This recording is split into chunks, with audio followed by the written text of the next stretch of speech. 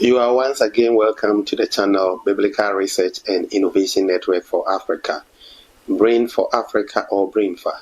This video is about how to translate cultural idioms.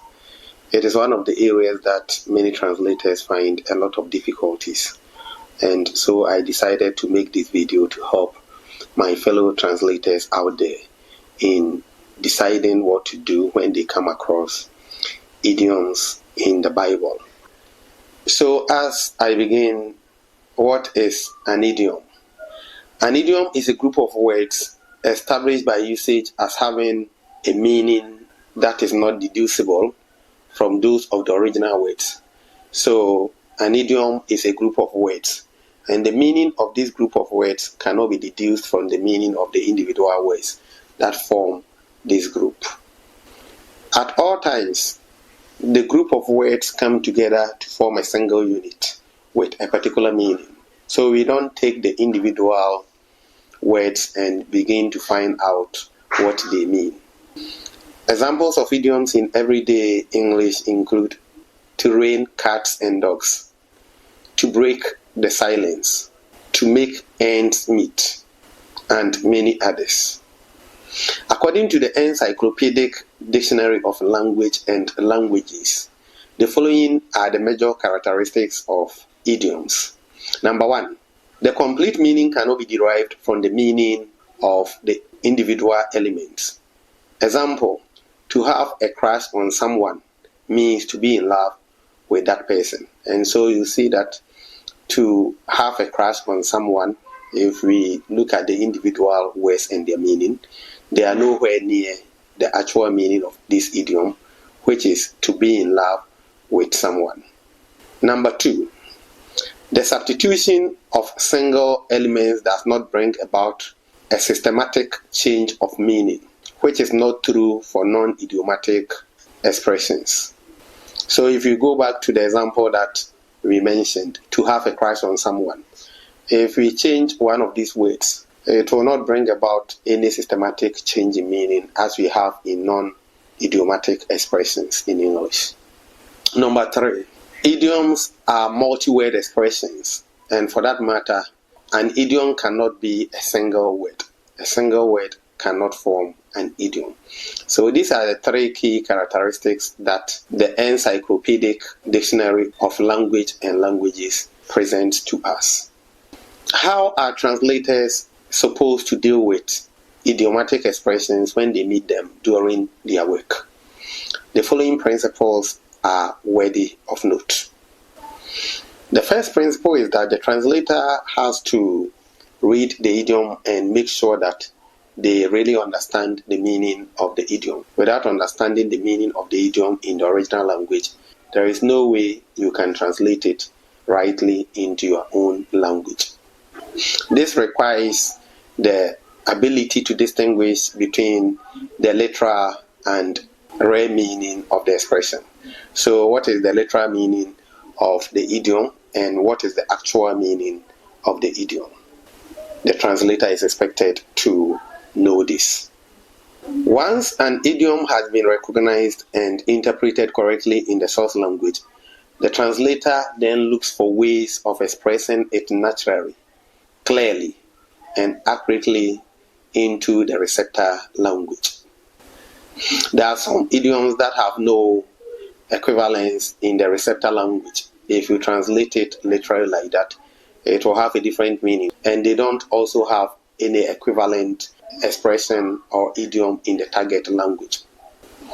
There are some idioms too which may have their equivalents in the target language, but in a different context, in a different usage, and for that matter, may mean something different in the target language.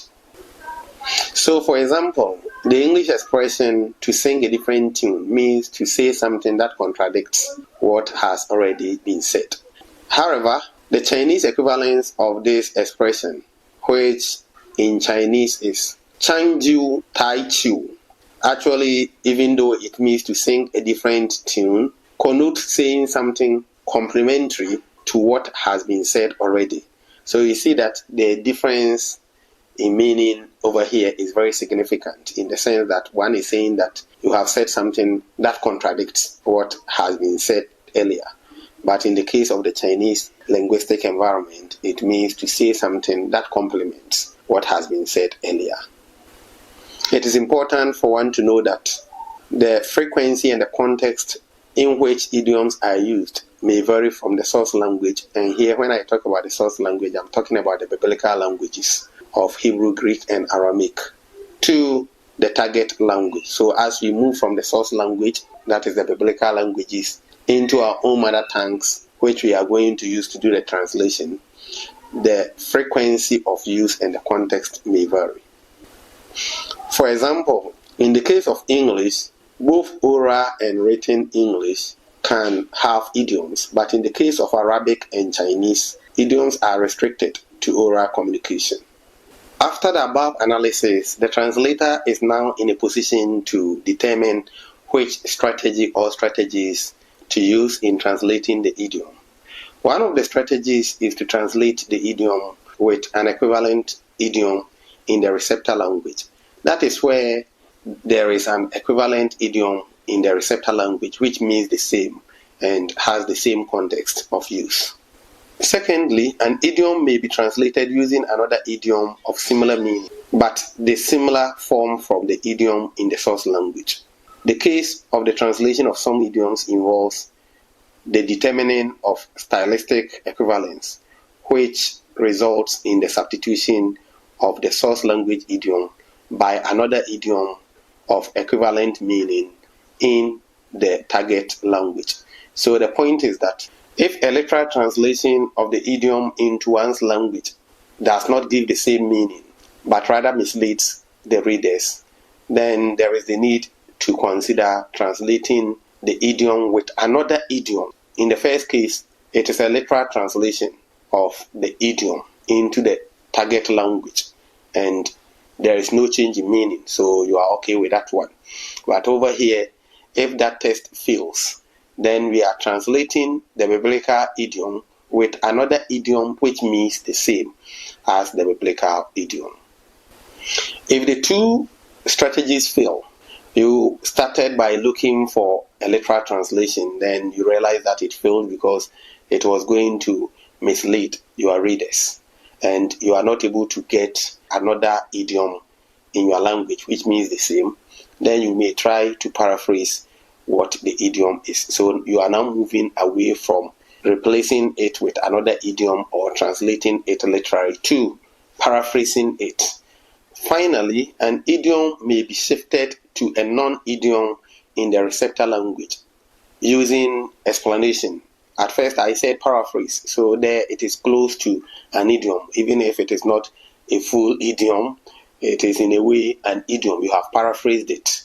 But here you are shifting to a non-idiomatic expression and giving the plain meaning so that your audience will be able to understand. For example, the idioms children of the bride chamber in Mark chapter 2 verse 19 and heap coals of fire on his head in Romans chapter 12 verse 20 may be translated using this approach. These are Semitic idioms that cannot easily be understood by the ordinary reader. The expression children of the bride chamber refers to wedding guests. So one may say wedding guests. While heap coals of fire on the head means to make a person ashamed. So that is the message that Paul was putting across in Romans chapter 12 verse 20. By avoiding the idiom in the translating text, the translator enhances the understanding of the audience. However, it should be noted that this approach may not connect the contemporary reader well with the ancient context within which the Bible emerged. To conclude, even though idiomatic expressions may be difficult to translate, there are still ways by which we can go about them. And I do encourage translators to read around these topics to get more skills and expertise in this area. I'm sure that this video has helped a bit, and it has also motivated you to study more on idioms and other related topics. May God richly bless you. Bye for now.